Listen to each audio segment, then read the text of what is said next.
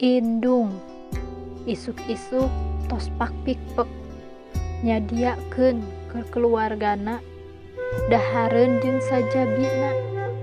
Unggal poe teu aya capena ngaulaan anak-anakna. Kadang sok karunya kabudak ku zaman ayeuna anu geus dijajah ku gengsi ngabelaan sagala dibeli ameh disangka budak kiwari, tapi teu nempo kasusah diri nu jadi kolot mah nandangan salatri. Ceuk emak, rasa anu pangnyerina lain nalika keur ngajuru, tapi nalika disentak ku nu jadi anak sorangan.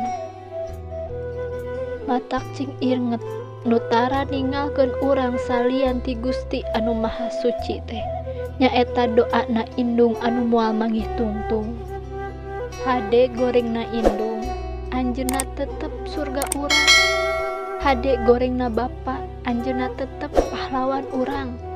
Moal aya deui tempat nyarita anu pang nyaman-nyamanna iwalti tilahunan kolot sorangan. Mulyakeun Indung bapa aranjeun siga raja, pasti rezeki aranjeun ge bakal jiga raja.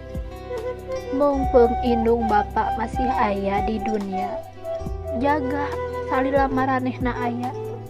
Geus eueuh Indung bapa mah karasa nyeri jeung dukana. Moal aya deui ngaranna doa kolot pikeun anakna.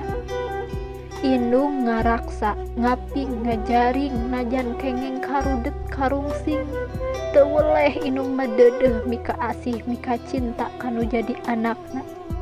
Sok geura minta hampura ka bapa, geura minta ampun ka Indung, sabab duanana pangeran urang di alam dunia, supaya hirup teh tambah barokah.